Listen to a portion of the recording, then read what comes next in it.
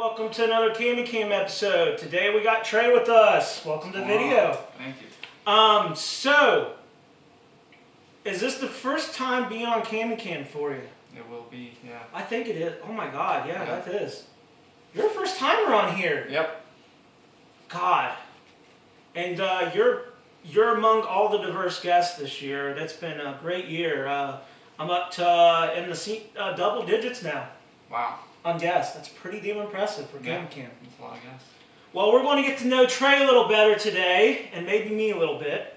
But I'm just going to ask you just a couple questions, and it'll be painless. Cool. Okay, Trey. For the audience on my channel, what is one life lesson you think everyone should know? Oh man. I'd say recent one I picked up is comparison is the thief of happiness, is what I learned. Oh, that's smart. So, you know, when, for example, you go to the gym a lot, you're lifting weights, you look at the guy next to you and he's going 80-pound dumbbells, and you look at yourself and, you know, you start to doubt and you feel weak, but maybe you have 50s, and 50s are still an impressive weight. Yeah. But if you're comparing yourself, you're going to feel bad about yourself. Yeah, you go to the gym quite a bit. Do you go like every day? Monday through Friday. Monday through Friday? That's quite a bit. I give myself the weekends off. Yeah, with your work schedule, going to the gym, and just everything you're doing outside of work, I don't know how you have time. Yeah. And you're still doing school, aren't you? Yeah, summer break right now, but. Yeah, that's a good thing. Yeah, it's a little break from all that. Yeah, it's hard to juggle, but. You just need a long vacation from reality. Yeah, I'm going on vacation next week with Holly, so. Yeah, I'm so happy for you guys. That's awesome. It's gonna be fun. Yes. Yeah. You better get lots of pictures. I want to see them. Oh yeah. Well, it'll be from Holly because I'm not good at getting pictures. Like I'll just like a concert. I forget to take a video or anything. So. Well, I'll train you on the whole picture and video thing. I'm a pro at it now. Right on. Okay. Now, what is your biggest fear? It has been my whole life, and it's vomit, puke. Vomit? Like, I'm getting over it a lot more, but like growing up, if even the thought they're like, I feel sick, I'm like. Oh, you do not want to be part of my bamboozled jelly beans or a couple other videos I did this year. I probably threw up twice on 2 videos this year. Yeah, that's like, right now, where I am, I can tolerate it, like, but growing up, like, I'd like shake, like, that So bad. If I did something crazy right now, I was like, ugh. I'd be cool, but I would still be like, ooh, that's, you know, but, like, say it's in a video, I'm gonna skip past it, but if I see it, whatever. Yes. So you're getting over your fear. Yeah, for sure. I've told the audience that my biggest fear is heights. And I will add on to what I said on prior getting to know guest videos, but I was at Kings Island with some people recently, and I would not touch the roller coasters that was like high up, the big dips, the loops. I would not go on any of that shit. I think the drop zone kind of scarred me on heights because my heart almost fell out of my chest when I was on the drop zone and I came down. I think it got me more afraid of heights than I have ever been. It's one fear I need to conquer, but it's not an easy one to conquer. Now, have you flown before? Flying is not bad. Okay. I don't mind flying, but because I'm not outside the airplane on a seat going, oh crap, I'm on the air. I see down under me. You couldn't pay me to get on a tower. But I will be on an airplane this year. I don't mind looking out the window, seeing it being high up. But it's just like when you strap me to a seat and there's not like any outside type of stuff barricading me where I can't really see under me. That's when I'm like, oh shit, I know what to expect. Okay, yeah, that makes sense. I get what you're going down. So I need to conquer my fear of heights, and it has just amplified since the last time I told you guys about it. And because I will not ride big ass roller coasters, and I told my friends that. See, I'm not even a fan of roller coasters. I'm not afraid of them at all. But waiting 2.5 hours for a minute ride, not worth it to me. Yeah. And being outside in the sun for 11 hours was not a good sunburn either. Yeah, not worth it to me. That's just a personal thing, though. Okay, I don't have it on these cards, but this is perfect for you. What is your favorite band, Trey? See, I love music, so... I know. That's why I just thought of it like that. See, I think the best band of all time is, and I have my favorite band of all time. My favorite band of all time would have to be, I'd say Metallica. Metallica? I'd say Metallica, yeah. What I think the best band of all time is, yes, they come first. Second place is Beatles, Led Zeppelin. If you listen to their first 5 albums, Led Zeppelin 1 through 4, listen to Houses of the Holy, like Physical Graffiti, even that one. Like, so you're into like more metal, or is that what it's considered? I'm very much rock and roll. Like that's my main genre. I like. Is that metal. what Metallica is considered, rock and roll, or They're metal? metal? They're That's metal. what I thought. Yeah. That's what got me, because I'm like, are you into metal? Oh yeah, I like Slayer. I like Anthrax. Like all those old thrash metal bands from the 80s. See, I kind of like diverse types of bands. I'm big into like 80s music. I don't know, but I was born in 1989, so I guess I enjoy the 80s instead of some of today's, but some of other bands are good. Like, I like Journey, I like AC/DC, I like a bunch of bands that has been all over. And just recently, when I went to my first concert last year, I went to Motionless in White, and oh my God, I like Motionless in White. They're a really good band. They're a very heavy metal band. But the bands before them, oh my God, rowdy as hell.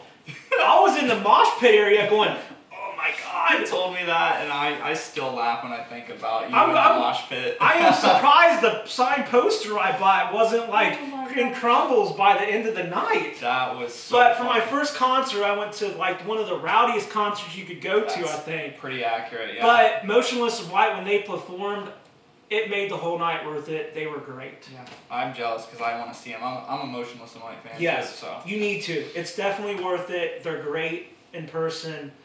Definitely do it. Cool. So do it next time they're around. I will. Yes. Okay. Well, we'll do 2 more questions and then we'll end this. What is the craziest or stupidest thing you have ever done? That you don't have to say this. Something legal. Okay. See, I have like things that come to the top of my head. They're not like I haven't done anything like super crazy. If that, I was always like a little good kid. You have never jumped off a potato flat at work and had to get stitches? No, but I've gotten stitches for dumber reasons. Dumber? Yeah. Really? Yeah. I thought someone calling me Superman and me jumping off a potato flat was stupid. Yeah, that's up there for sure. I mean, I was a kid though. I was carrying like a bar stool. Yeah. And I was trying to watch my brother play like a game on the computer, and I like tripped and dropped it, and then my chin like met the bar stool, and it split my chin open. Oh God. So I mean, I felt pretty stupid when I did that, but I was a kid, so yeah. I mean, I'll use that as an excuse. But I think we all do stupid things, but we learn from our mistakes. The stupidest thing I've ever done is firework related, as most people's stupid stories are. I mean, this is probably not even close to the stupidest thing I've done, but it's the first thing I can think of. Yeah. So me and my brother, he's still friends with this guy to this day. One of our childhood friends, Cole, we had bottle rockets, and what we would do is we'd grab like a handful of them and a lighter, and we would go about, I'd say like 20 yards apart from each other, and we'd have bottle rocket fights, and we'd light them and try to hit each other with them. Oh my God! And they would. Did any of you get hurt? No, we didn't hit it. Well, one time Cole hid behind a stop sign, and it hit the stop sign and blew up. So it was like right by his head, but the stop sign protected him, and it was pretty crazy. Well, you know what is a crazy one that I can think of to deal with fireworks? Back when I was young and stupid as well, when I used to live around a group of childhood friends I lived around for a while. Well, they was doing bottle rockets, taking them apart like firecrackers and throwing them on the ground. You didn't know where they were going. And I remember there was a couple that landed right by my shoe when they went off, and I was like, "Oh, this is stupid and dumb." And I was like, "You can get killed by this shit." I mean, one of the times that we did the bottle rocket fights, I mean, we did with Roman Campbell's too, but that's another story. Yeah. But my brother thought it was a good idea to take a bottle rocket, and he's like, "Hey, Trey, put it in the mailbox." And I was like, "Okay." So what we did was, there's two sides and openings to a mailbox. So we had one side closed and one side open. And we shoved it in like the open side and lit it. And it went and then it blew like an immense amount of sparks, and it just burnt like multiple holes in my shorts. Oh my god. Just like quarter size to Did you have any size. burns? It just, like my khakis, my mom was pretty pissed because those were new khaki shorts, but yeah, I mean, just like burnt many holes all in my pants, and it was. Oh my god. Yeah, it was. You live life dangerously. It was just the influence. The craziest thing that's happened to me is that firework thing, jumping off Potato Flat, going on the drop zone, but I've never done anything like stupid, crazy. Now, whenever I go skydiving, I'll let you guys know. You guys want to watch that so I can faint on live video. But that'd be cool. Get yourself a GoPro. I would probably faint before I went off the plane, and I'll probably do it on there. They would just go, "Throw him over." Hey. But yeah, that would probably be one of the craziest things I would ever do to my life. Okay, and the final question is, what is the best vacation you ever took? And if you want to explain anything, feel free.